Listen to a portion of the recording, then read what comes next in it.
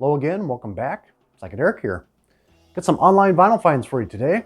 We've got 5 LPs, including a 10-inch, which I'll share my 10-inch first. And then we got the garage site comp. We got a South American title, import title from Japan. And then the final one, which you're seeing in the intro here,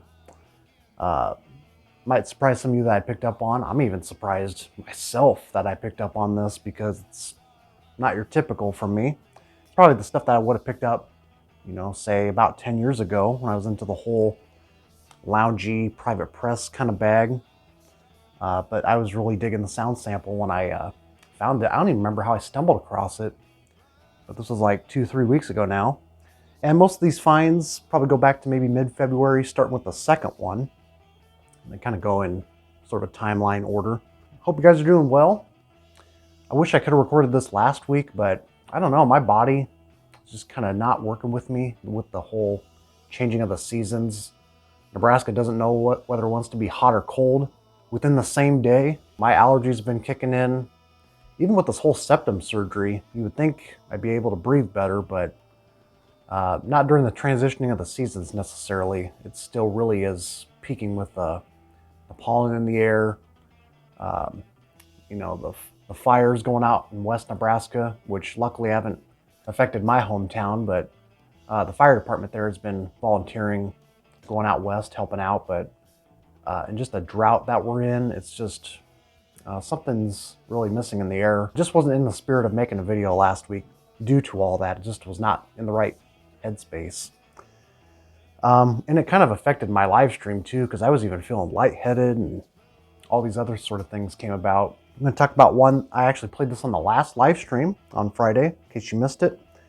We were focusing on fuzzadelic titles. This was on my radar for a few months, specifically trying to pick one up in the States. And then turns out every time I picked up 2 different copies of this, it's either out of stock or the grading wasn't where I wanted it to be. And then I saw someone post this on Instagram, someone I've been following, and I was like, man, I just got to pull the trigger. I got to get this from Germany, of all places. But the price wasn't too bad. This is the Lyd, L-Y-D, and this is the 10-inch from a Karma. This came out back in 2000. So originally this was a 1970 demo acetate. The only thing that we know about this group is that they recorded this in Hollywood, and Karma fictitiously wrote up all the different band members' names. It says David Hassinger was the engineer behind this. I really highly doubt that. You can even see on the other reissues that this is the only one that mocked up anything, including the lyrics and the song titles themselves, because it was just like a plain white label acetate with the Lyd written on there. It was single-sided, but Karma decided to format this into a 10-inch with side A and side B. So you can only get like 2 tracks on side 2. And this is probably my favorite repress as far as this one's concerned. So having not known who the band is, it's kind of hard to say who owns the rights. And so I think Karma is the current rights owner, according to the Topic channel on YouTube. But I like how they reproduced this one with the artwork, and I love the front cover too, with the green alien man with the peace tattoo on his arm. There's something very like kind of ancient lore kind of going on within the theme of this record. But man, every track, like I was surprised returning back to this because I'd always known about the first one, The Time of Hate and Struggle, which almost sounds like a psych staple. Like everybody should have heard that track by now. It's got this kind of really eerie, like Twilight Zone, sinister organ sound with some really high energy fuzz leads, guitar delay, and some really like ultra paranoid, kind of druggy sort of feeling like in the waters in this mix.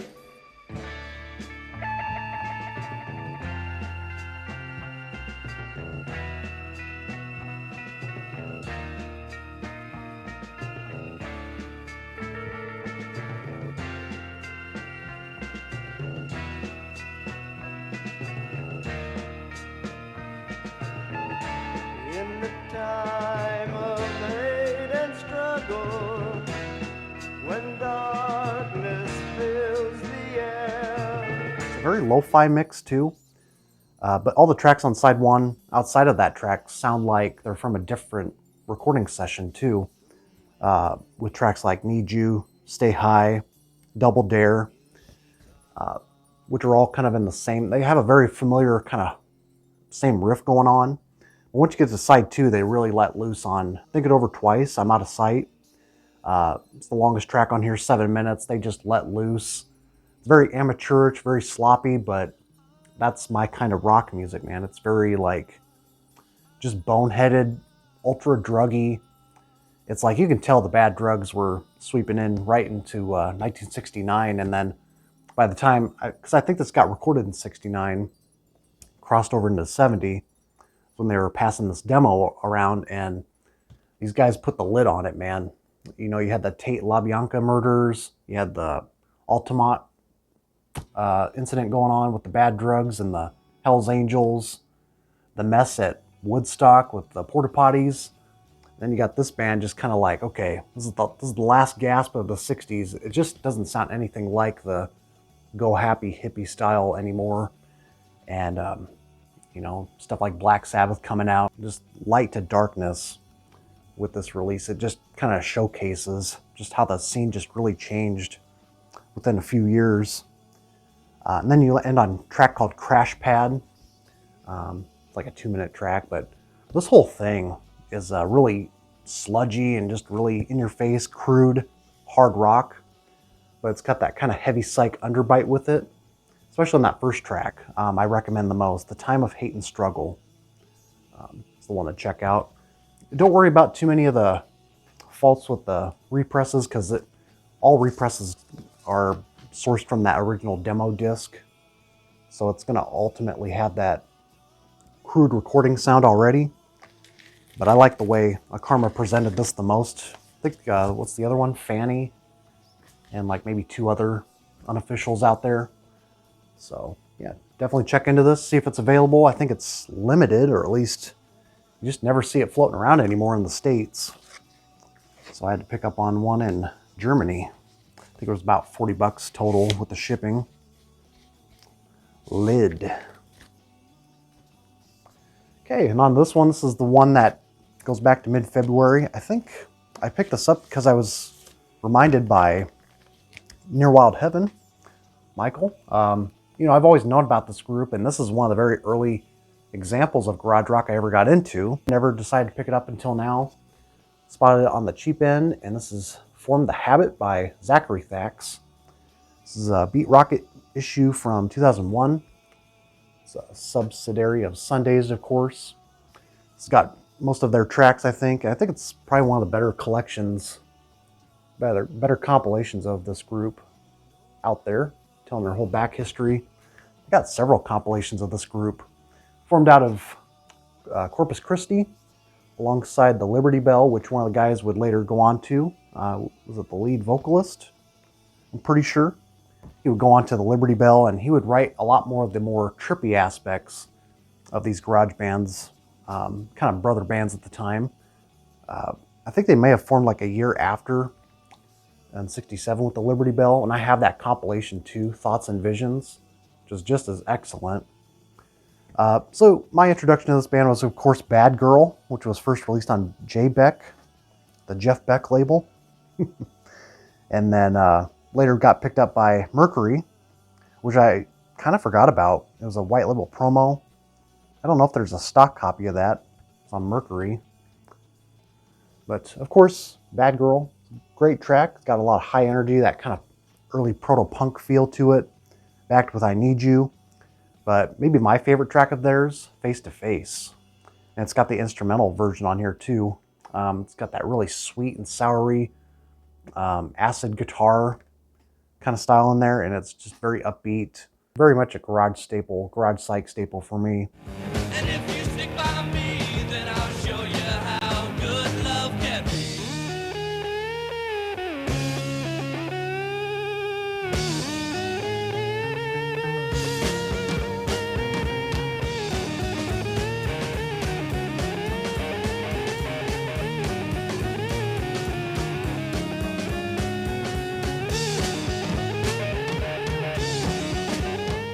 they kind of stick to the same formula for a while, but there's also some very like tripped out tracks like Green Crystal Ties, My Door in particular. Kind of reminds me of when like the Blue Things went a little more psyched out. So yeah, definitely pick this up if you can. I think this is pretty much long out of print, but I picked it up used for 20 bucks. I think it might be going for a little more. I just got lucky when I searched it out. There's also some cool 8mm footage of them playing live with sound on YouTube. I think it's about a half-hour long. You can check it out. Definitely one of my more favorite garage rock groups. Right behind Iowa when it comes to the garage scene, the Texas scene. Super sun-baked, super hot sounding. Just right in that mix. Very swampy kind of sound. Love it. I'm going to move on to this one. This is one reissue that is probably one of the earliest on my want list for a long time. I just had some extra money floating around and I figured, well, let's see what copies are going for in the US, and this was like 20 bucks used. So I grasped this, and this is the sort of like a remaster, official reissue of Kaleidoscope Men by Los Max, The Max. And this is originally released on RCA Victor.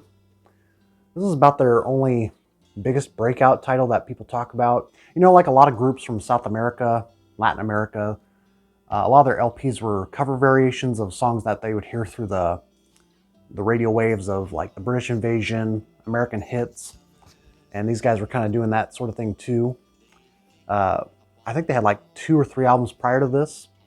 And once they got to this point, you can tell they took that Sgt. Pepper bug, that Sgt. Pepper pill, and popped it, and out came these tracks. These are all originals, which is very uncommon at the time. This is a Chilean band, by the way.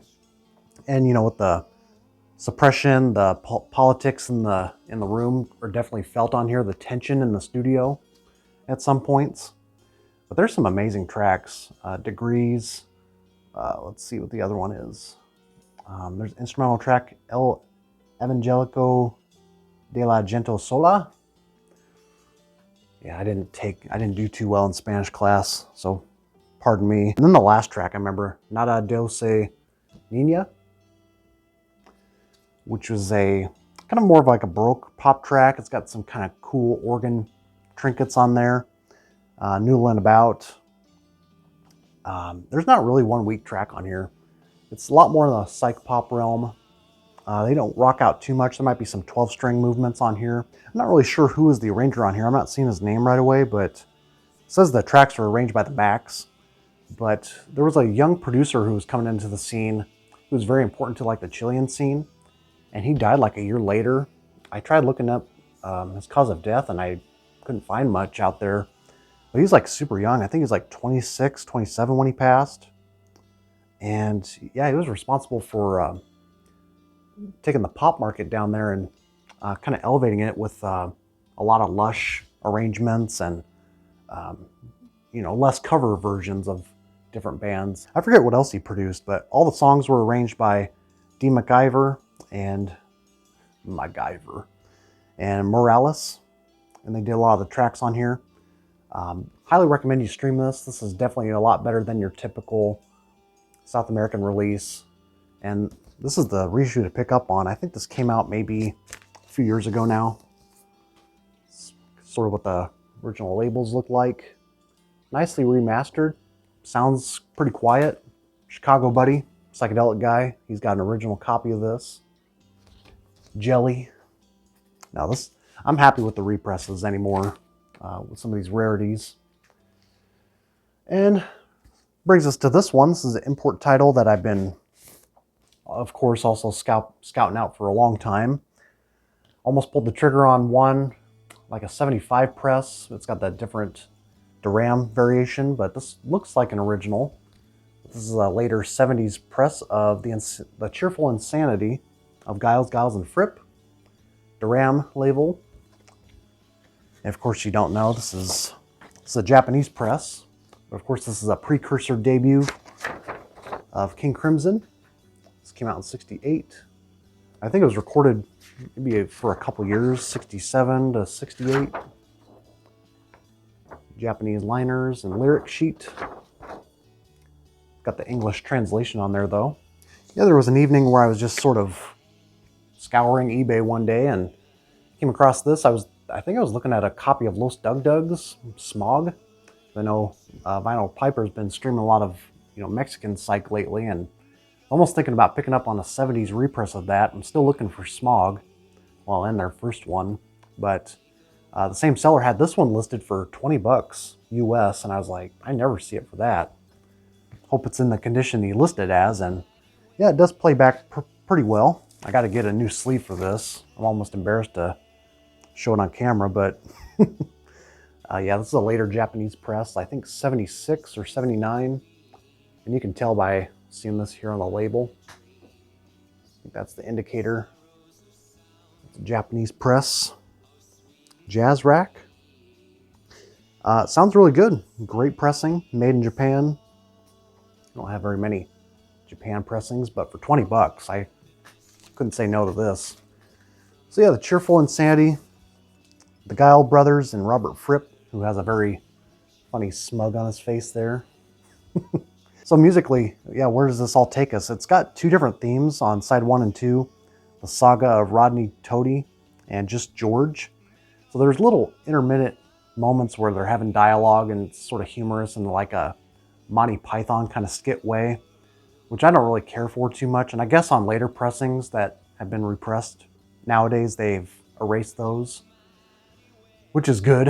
I don't think anybody wants to stick around and hearing them tell like that dry English humor, but no, it's fine on the first listen. But the songs themselves are very cool. Just a whole blend of different like classical meets jazz pop meets psych pop, and you can definitely hear those like progressive pop movements that would later become part of their formula in King Crimson. But this one's very light fare. Almost like you're sitting out on a backyard patio out in old cottage England. Songs like Newlyweds, Thursday Morning, which is a beautiful track. How Do They Know, Digging My Lawn, just some really like crisp and clean, breezy arrangements on here. And it features the Breakaways, which is a female backing group that were featured on a few tracks. Kind of minimal in sound, there's not a whole lot of instrumentation going on, but it's how they use it is more effective here.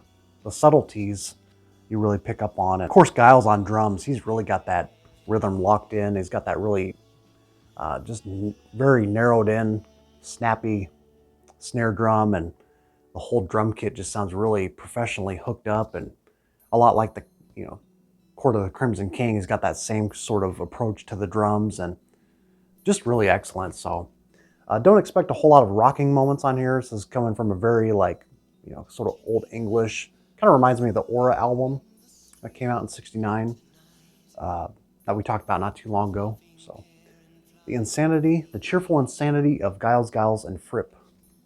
See if we can track a copy down. I think there was a US press. I think it might have a slightly different title. I know it's got a different cover art, and that was on the Duram label.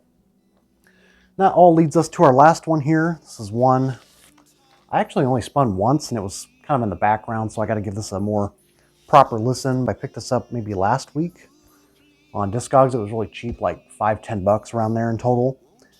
And I had never heard of this guy, but he very much reminded me of the John Fred Houston that I have. And the fact that he covers a couple different tunes, and he's kind of more of a loungy, coming from a loungy aspect. And I guess this guy was pretty big in Canada. This is Ronnie Prophet with Profit Picking. Love that shot there with the bush light and Marlboro cigarettes. All just chilling at the engineer booth with all the reel-to-reels. So this came out in like 74, kind of mid-70s, I think. And he does a lot of cover variations, Exodus, 5-string guitar lick, which I think is like he's just doing like an improv track there. The Most Beautiful Girl in the World, Windy and Warm, sort of that traditional track. Malaguena, Freight Train, and then pick this up for the one big standout on here, Ghost Riders in the Sky. This is all instrumental, by the way. I don't know if he's ever done vocals. He's just kind of more known for his guitar picking. But wow, what an incredible, accidentally psychedelic track. his version of Ghost Riders. He's got a lot of great guitars, good delay. He knows where to land on those licks. There's some cool like sound effects with thunder and rain in the background. Gets kind of distorted, gets very phasey. He's using a drum machine, which kind of gives it that extra sizzle to it. Just really nice, warm, fuzzy production sound. Pick it up if you haven't heard it. I'll read a little bit of the back here since I don't know a whole lot about the guy. I guess he had his own television show. I just only looked it up one evening, and looks like he had Dolly Parton, George Jones on there. A lot of famous people. So yeah, Ronnie Prophet is talent personified. It's amazing the way he controls an audience with wit and charm. His show looks so easy, maybe off the cuff. Not so. His routines are rehearsed and refined. Add to this his natural ability and experience, and you've always got a good show. He has become a major Las Vegas attraction, star of a top-rated Canadian network, Canadian network variety show, and is definitely the star the stars go see in Music City, USA. He is not an imitation of anyone. His playing and singing is purely profit. Stop reading. Start listening to a little profit picking by the world-famous Charlie Monk, a fan. And it talks a little bit more on the bottom here. And this is actually signed by the man. As you can see. He's got some other titles such as Ronnie Prophet Volume 5, Volume 4, Faces and Phases, and of course everybody's favorite, Harold the Horny Toad. This is produced out of Nashville, Tennessee. Prophet Records. It's like his own private label there. So yeah, Canadian network. Yeah, I'll leave the sound sample in. It's on a yellow Prophet label. Love that design. So there you have it. Those are the online picks for me as of late. I think I have enough to share some local vinyl finds too. I think I got like 2 or 3 that I've picked up lately, and I don't know if I've ever gone through all the 45s, the local bands. Did I do that already? I don't even remember. But I think I got enough for local vinyl finds. I did take a trip down south to, my honey hole. Didn't find much there. Came out with a few titles though. I'll be sharing, and otherwise take care. And let me know what you think of these finds. See you on the next one. Don't do it.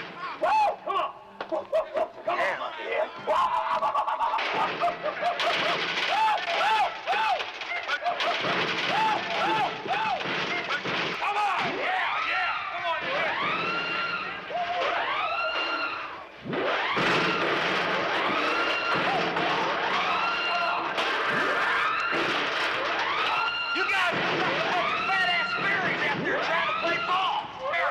Come on, we gotta...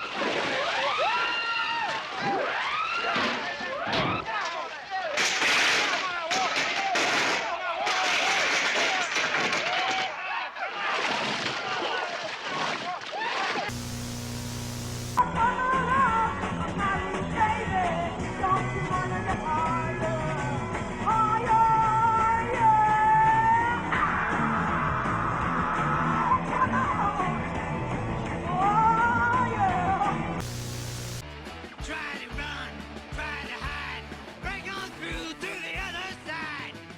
Yeah! What was I on?